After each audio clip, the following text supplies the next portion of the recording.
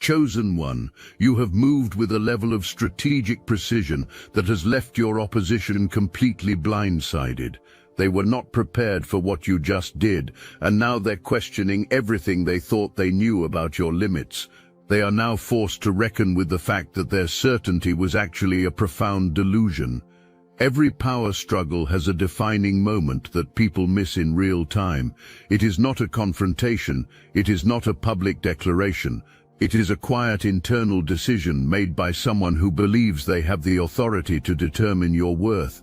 They looked at you, they weighed you against the narrow mental framework they apply to everyone, and they drew a conclusion: safe, predictable, no real threat. They assigned you a ceiling before you had even shown them what you were building toward, and once that conclusion was filed, they stopped questioning it entirely. Every strategy they developed from that moment forward, every counter-move they prepared, every protective measure they put in place, was constructed on top of that one wrong assessment. That one wrong decision became the load-bearing wall of everything they built after it. And a load-bearing wall is only as strong as the foundation beneath it. The foundation was already cracked. Meanwhile, you were operating. You were acquiring understanding they were not tracking. You were building capacity they were not measuring. You were developing in directions they were not watching because they had already decided they knew your limits. Their certainty about you became your protection. Their dismissal became your freedom. Every single day they spent comfortable in their false conclusion was another day you spent becoming more than what they believed you were capable of being. The distance between who they thought you were and who you were actually becoming kept widening. They had no idea that distance existed. They thought the gap between your starting point and your ceiling was short enough to see all at once. What they refused to know, because knowing would have cost them something they were not willing to pay, is that your ceiling was never where they drew it. It existed somewhere they had not thought to look.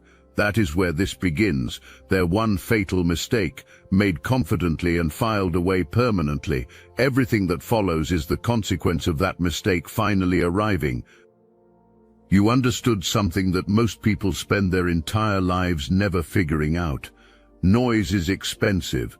Premature announcement is a strategic liability. Every time you declare your intentions before the outcome is secured, you hand your opposition a set of coordinates. You let them see your trajectory. You allow them to position, to counter, and to introduce friction into something that is not yet strong enough to survive interference. You did not do that. You stayed quiet. Not because you doubted yourself. That is the version they invented, the comfortable explanation where your silence was really fear in disguise. Your silence was not fear. Your silence was precision. It was the understanding held at a deep and instinctive level that some things must be developed in the dark before they are strong enough to withstand the light. While they were monitoring the surface, watching for obvious moves, public declarations, the kind of visible conflict they were trained to track and respond to, you were doing something they had no category for. You were letting the work change you from the inside. You were not performing preparation or going through the motions of readiness. You were being genuinely transformed by immersion in something real. You were absorbing not just information but deep understanding, the kind of understanding that cannot be summarized in a meeting, that lives in instinct, and that only belongs to someone who went far enough into something to know exactly where the real leverage is. They skimmed the surface of what mattered. You went all the way to the bottom. That difference is what they could not measure, and therefore could not account for. When the moment of action finally arrived, you did not have to calculate on the spot. You did not have to consult anyone. You did not have to wait for external confirmation of something you already knew from the inside. You moved from genuine understanding. You moved from a place that was absolutely real. Movement that originates from that kind of depth has a quality that cannot be manufactured, cannot be rushed, and cannot be replicated by someone who spent the equivalent period merely performing the appearance of preparation. They were ready for the version of you that needed permission to proceed. They were prepared for the version that second-guessed, delayed, and looked for external validation before committing to anything decisive. What showed up instead was someone who had already navigated every objection internally, already stress-tested every assumption in private, and arrived at the moment of action with a clarity that looked like confidence from the outside, but was actually something rarer and more durable. It was readiness, the real kind, the kind that comes from genuine depth, not the performance of it. They fortified positions you had already decided not to occupy. They built defenses against moves you had already decided not to make. Their entire protective apparatus was aimed at a version of you that no longer existed, a version that operated within the boundaries they controlled. And while they were busy protecting against the predictable, you had quietly relocated to territory they had never thought to monitor. If these words stirred your consciousness, hype this video to help more chosen ones awaken to this. Here is where the contrast becomes impossible to ignore. While you were building something real in the quiet, the people around you were performing. There is a fundamental difference between those two activities, and most people spend their entire lives successfully avoiding that distinction. Consider what the performance looked like from the outside. Full schedules, long working periods, projects that were always in motion and always almost complete, always on the verge of something significant. The busyness itself was worn as evidence of commitment and seriousness. The performance was convincing because activity and genuine progress look identical when nobody is checking outcomes closely enough. But they are not identical, they are not even in the same category. Motion without direction is not progress. It is stalling dressed in the clothing of effort. It is the art of remaining exactly where you are while appearing to move somewhere meaningful. And the people you outpaced had refined that art over a long period of time. Their effort was fundamentally safe. Safe effort is the favorite refuge of people who are genuinely afraid of what real commitment exposes. When you are always in process, always preparing, always refining, always nearly ready, you cannot fail in the way that produces the unbearable public exposure they were most determined to avoid. You can always point to the work in progress. You can always attribute the lack of arrival to circumstances outside your control. The process itself becomes a permanent shield against the moment of measurement. Then you arrived with a completed result. It was clean, decisive, and undeniable. It was not a project in progress or a concept in development. It was an outcome that stood entirely on its own. The contrast between your one decisive move and their extended period of protected motion was suddenly and unavoidably visible to everyone present. You did not just outperform them, you exposed what their performance actually was. You pulled back the curtain and showed everyone present that nothing behind it was generating real output. That exposure is not simply embarrassing, it is identity-shattering. Their identity was constructed entirely around their process. When you proved the process was decoration, you did not just challenge their strategy, you challenged the entire identity they had built around it. Here is the deeper wound beneath that. They had been confusing movement with momentum, and those are not the same thing. Movement is activity. Momentum is accumulated force, aimed at something specific and real. You can move indefinitely, in loops, in familiar territory, in comfortable circles, and produce zero momentum. Momentum requires direction. It requires genuine commitment to a defined outcome. It requires the willingness to be measured against that outcome when the time comes. They were never willing to be measured. Every meeting that resolved into another meeting, every decision that required more consultation before it could be made, all of it was protection against the moment when a real result would be demanded, because results can fall short, and falling short in front of witnesses was the thing they were most determined to prevent. You chose differently. You chose to be measured. You accepted the exposure that genuine commitment requires, and in making that choice, you produced the undeniable outcome that their prolonged avoidance of measurement could never achieve. Now they are being measured against you without having chosen to be. They spent a long time avoiding measurement, and then your result made comparison inevitable anyway. Look, you already know the attacks weren't random, and if you're paying attention, you can feel it. Their walls are closing in. You've also noticed something else. A lot of chosen one channels on YouTube have gone quiet, videos removed, voices pushed off the platform. The mainstream media is cracking down on us, but we will not give up our voice. So let's talk about what we're doing about it. That's why I built Destiny Engine, and when you join, you're not just supporting your favorite channels, you're also fueling your own rise. It's a 360 win. It generates personalized sequences that help you rewire betrayal into transcendence, turn isolation into sacred power, and transform their downfall into your rise. We are using the Dark Elite's own weapons against them, taking their declassified consciousness technology that programmed competition and scarcity and repurposing it to serve cooperative intelligence. The beauty is you don't even have to lift a finger. You put on the headphones, press play, and your subconscious is rewired while your enemies collapse under the weight of their own lies. This is why I created it in the beginning, so everything they did to break you becomes fuel for your purpose. The collective upgrade is underway. Start your Destiny Engine for $7 today and watch divine justice accelerate in your life. Link in the description. They had a narrative prepared. They always do. And this particular narrative had served them well for a long time. The private version of it went like this. Whatever you accomplished came equipped with an asterisk, a hidden advantage, a fortunate break, some form of external assistance that you did not quite earn on your own merit. This was never something they announced out loud. It lived as the background interpretation that activated whenever your name came up. It was the framing that protected them from feeling the full weight of what your forward movement actually meant about their own choices. For a long time, enough ambiguity existed to keep the narrative functional. Results can be spun, circumstances can be cited, the interpretation held. Then you did something they could not spin. You delivered a result so clearly rooted in real skill, so visibly the product of disciplined preparation and earned execution, so precisely timed by someone who had been paying careful attention while others looked elsewhere, that the excuse machinery simply seized. There was no gap in the evidence to exploit, no convenient ambiguity to stretch, and no circumstance to gesture toward. The result was too clean, and clean results have a specific effect. They strip every hiding place bare simultaneously. The question they had been successfully avoiding now had nowhere left to go.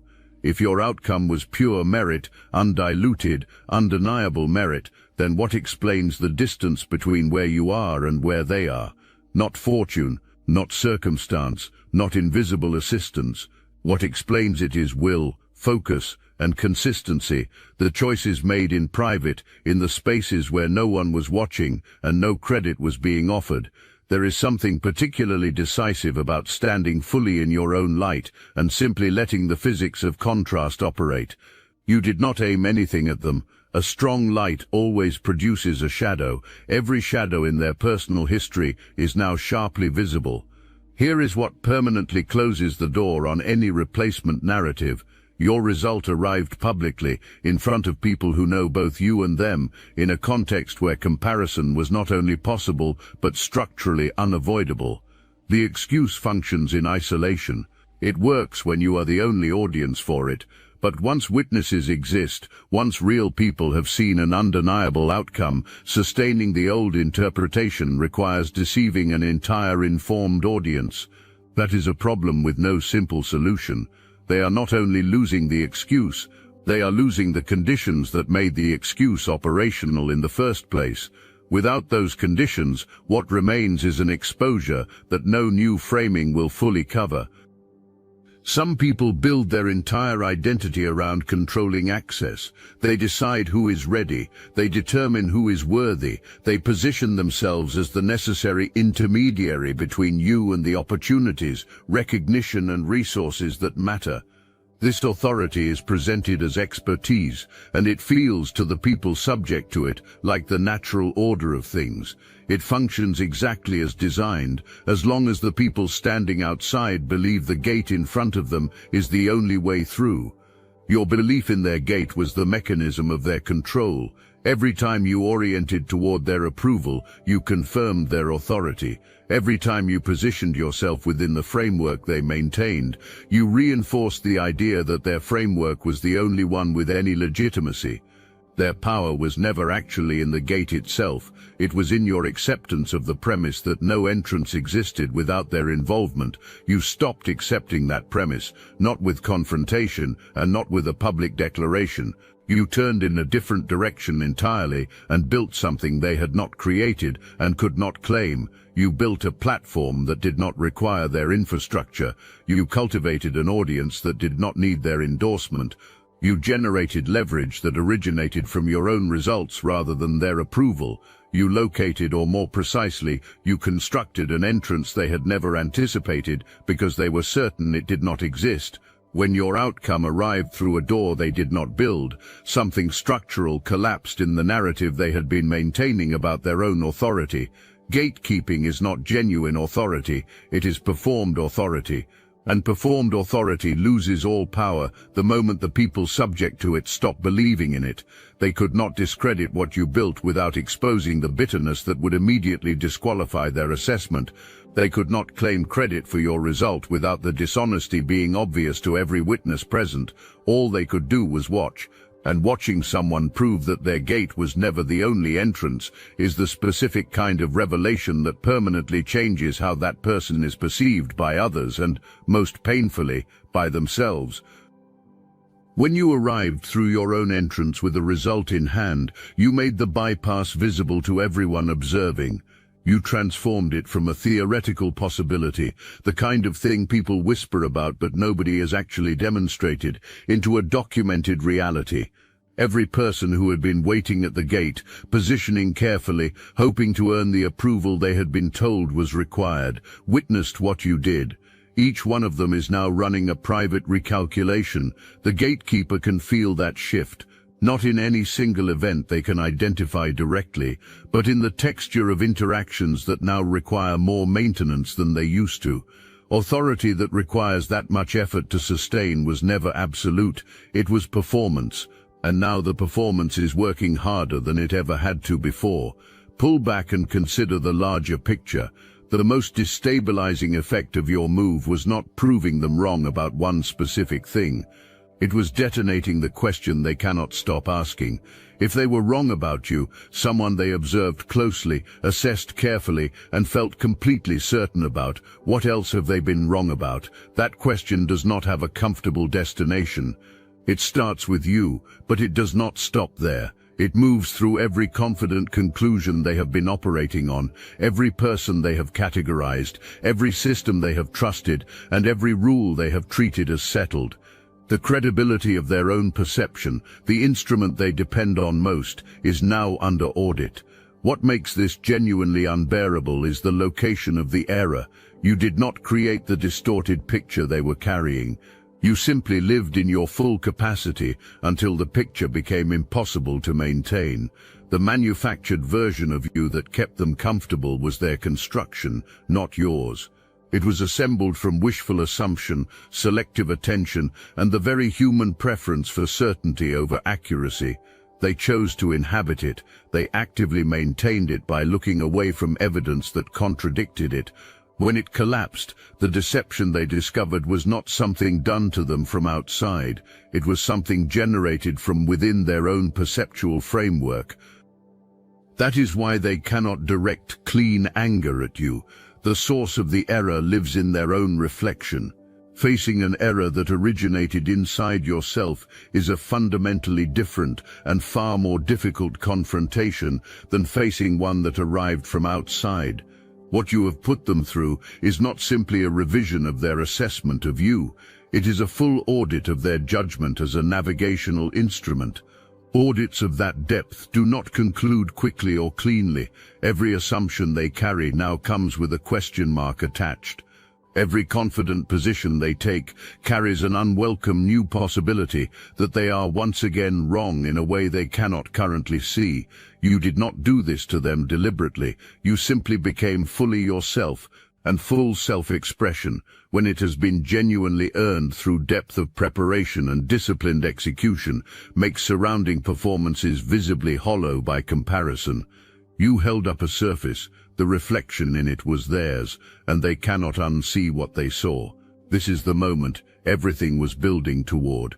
Every element we have examined, your strategic silence, their false certainty, the accumulating gap between what they believed and what was actually developing, the authority they performed without a genuine foundation, all of it converged at a single point. This is where the lightning struck. You moved. You did not move gradually or with advance notice. You did not move along the trajectory they had been monitoring or in the direction they had prepared to counter. You moved the way that only someone with genuine depth of preparation can move, with precision, with a speed that appeared sudden from the outside because the entire period of preparation behind it had been invisible, and with absolute clarity about exactly what the moment required. That clarity belonged to someone who had been paying close attention long after everyone else had stopped. The outcome was irreversible before the people who might have interfered understood what was happening. That is the defining characteristic of a truly decisive move. It does not simply succeed, it completes before the window for disruption opens. By the time they recognized what had occurred, history had already been written, and history does not negotiate revisions. Consider what that finality meant for every strategic position they held. Their prepared counters had no move to respond to. Their defended positions were not the positions you occupied. The ceiling they had drawn for you existed in a space you had already departed. Every element of the apparatus they had constructed to contain and manage you was aimed at a version of you that had quietly moved beyond its reach. They anticipated a direct challenge. You arrived as a builder, and builders do not compete for existing structures. They construct new ones that make the old ones irrelevant. When the version of you they had invented finally shattered against the reality of who you actually are, the experience was not simply surprise, it was cognitive collapse. Two completely incompatible realities, the one they had built their entire approach around, and the one your result made undeniable, could not occupy the same space simultaneously. Only one could survive the collision. They already know which one it was, and they will be processing that knowledge for a very long time. There was a threat they kept available as leverage, the suggestion that you were interchangeable, that your absence or departure would be absorbed smoothly, the operation adjusted, and everything continued without meaningful disruption. This belief was not only a threat, it was foundational to the sense of power they maintained over you. Dispensable people are controllable people. They needed you to feel dispensable. When you made your move, something they did not anticipate began happening. The results started producing evidence they could not argue away. Without you operating inside the dynamic in the same way, gaps appeared. Not theoretical gaps, but real ones, visible in real outcomes, in real moments where things that used to run smoothly began stuttering. They deployed adjustments, they pointed to ongoing activity and described it as stability. But results are honest in ways that the people generating them sometimes are not, and the results kept pointing back to the same absence. Here is what they fundamentally misunderstood about your value, and what you should clearly understand about yourself going forward. The rarest kind of contribution is not isolated skill. Skill can be sourced. It is not knowledge alone. Knowledge can be acquired. What cannot be replicated is the specific convergence of how you think, how you perceive opportunity, how you time decisions, how you execute under pressure, and what you bring from everything you have specifically experienced and survived.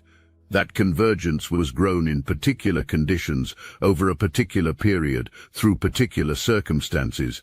It cannot be approximated by locating someone with a comparable background. The presence your departure left behind had a shape that nothing else could fill.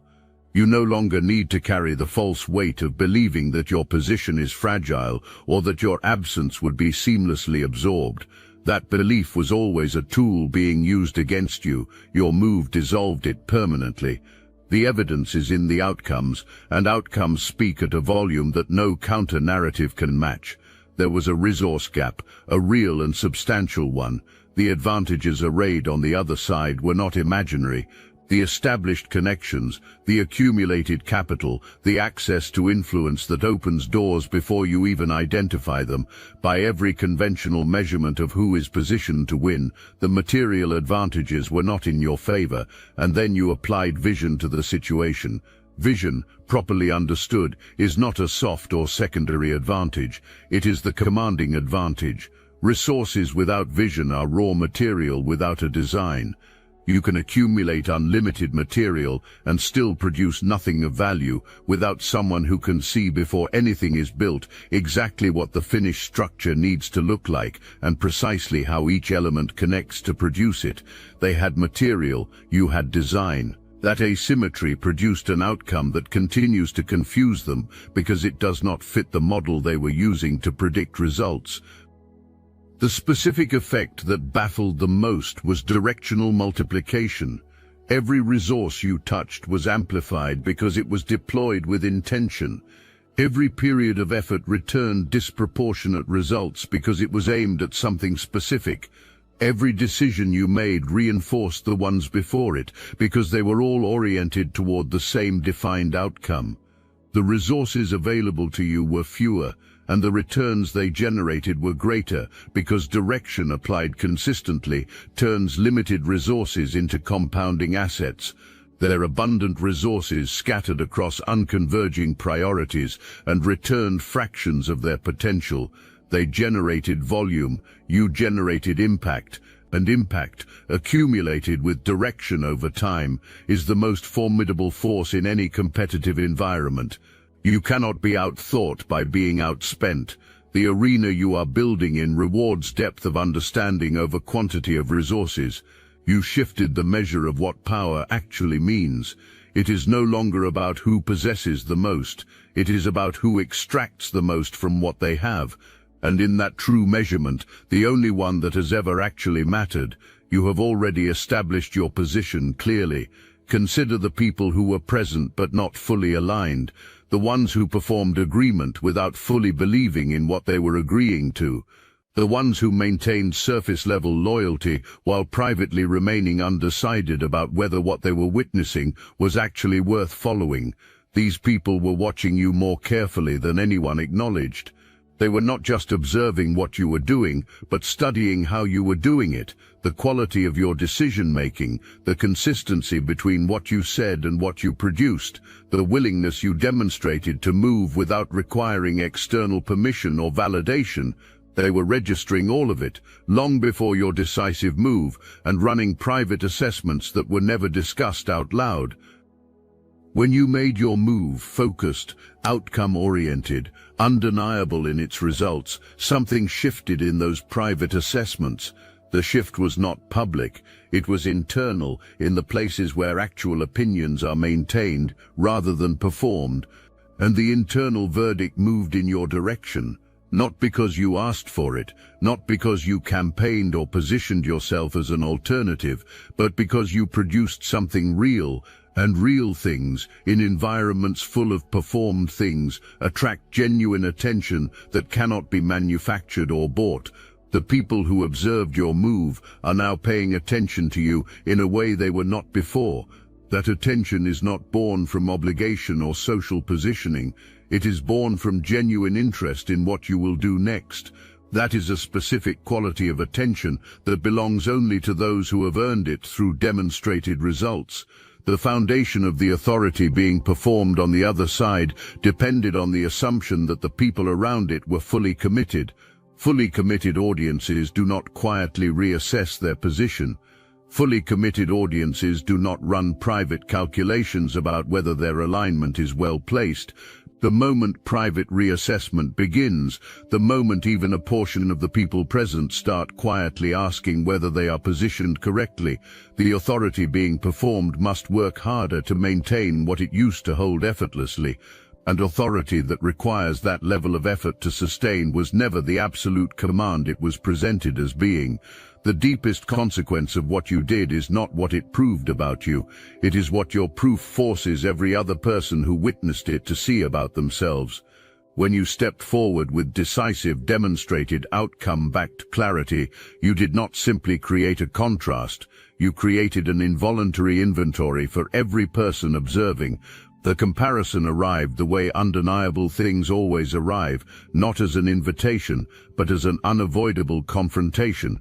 And for everyone who has been choosing safety over genuine commitment, choosing the appearance of progress over actual results, or choosing to protect themselves from exposure over pursuing the outcome that would require it, that inventory is painful in a specific and lasting way.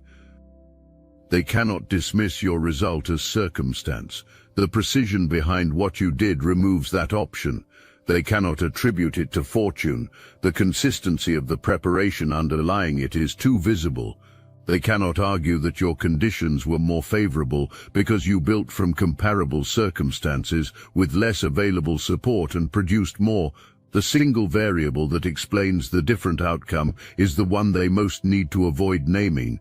You chose to move when movement was difficult, and they chose to wait for conditions that would never arrive. Every future decision they make will carry the shadow of that awareness. Every time they find themselves stalling, delaying, or retreating into the protection of ongoing preparation, your outcome will surface as unwanted evidence of what a different choice looks like, not as accusation. You have said nothing and need say nothing. It stands as permanent, living proof that what they kept telling themselves was not yet possible was in fact possible all along. You removed the last plausible excuse. That is the wound that does not close quickly, not that someone surpassed them, but that someone demonstrated what genuine commitment to an outcome actually produces. That demonstration cannot be undone. The distance between what they now know is possible and what they have been willing to attempt is entirely theirs to sit with. It is the private reckoning that your public result made inevitable. The assessors who decided your ceiling without your input have been permanently corrected by evidence they cannot dispute. The narrative that surrounded your success with asterisks has been stripped of every qualifying condition it relied on. The authority that positioned itself as the necessary gateway between you and what you were building has been revealed as conditional on your cooperation, and your cooperation has been withdrawn. The claim that you were interchangeable has been answered by outcomes that only occurred under the specific conditions your presence created. The accumulated resources that were supposed to make the opposing position unassailable were outperformed by your direction and your vision. The audience that was presented as fully committed has been quietly and permanently recalibrated. Every element of the position held over you was constructed on the assumption that you would remain within the boundaries they had drawn. The moment you stepped beyond those boundaries, not with announcement, not with confrontation, but simply by building something real in the territory they were not watching, the entire construction began losing structural integrity. It was not a dramatic collapse. It was the inevitable consequence of a foundation that was never as solid as it had been presented. The quiet at the beginning was not emptiness. It was pressure accumulating. It was architecture advancing. It was the work of someone who understood at a fundamental level that the right moment is not the comfortable moment. The right moment is the irreversible one, the one where by the time anyone who might have interfered recognizes what is happening, it is already beyond interference. That is the moment you waited for. That is the moment you created. That is the moment you delivered. And now it cannot be undone. Your name is permanently attached to this outcome. History does not issue revisions for the benefit of people who were caught unprepared. What you produced exists as standing testimony to exactly who you are and exactly what becomes possible when a chosen one decides to fully occupy their actual capacity rather than the limited version others mapped out for them. No narrative constructed in opposition can compete with that testimony. Results at this level are their own argument, and they make that argument every time simply by existing. They were not prepared for what you just did because genuine preparation requires accurate understanding of what is coming. They never accurately understood you. Their entire apparatus was constructed against a smaller, more convenient version of you that existed only in their willingness to believe it. The real version, the one that was quietly building, studying, and waiting for the precise moment, was always operating outside the range of their planning. This is not an ending, this is the axis point. It is the moment where the direction of everything reverses, where the person who has been the object of other people's assessments becomes the subject of their own unfolding. It is where patience that looked like waiting reveals itself as strategy that was always active. The scariest disruption is the one no one saw approaching. They did not see this one. And now they are standing in the aftermath, looking at the evidence of what happened, understanding for the first time and permanently that they were never dealing with who they believed they were dealing with. Every element of this that looked like endurance from the outside was strategy from the inside. The patience was intentional, the silence was protective, the preparation was specific, the timing was precise. None of it was passive, all of it was chosen. They were not ready for you then, they are not ready for you now. And chosen one, the essential thing to carry forward from this, they will not be ready for you again. The measure of power has changed, the landscape has been permanently recalibrated, and the person who triggered the entire reckoning without raising a voice, without asking for permission, without waiting for a credential from people who were never qualified to grant it, that is you, that has always been you. And now at last there is no version of events in which anyone present can pretend otherwise. God's hand was always on this. The outcome was never uncertain, only the timing was, and the timing was always exactly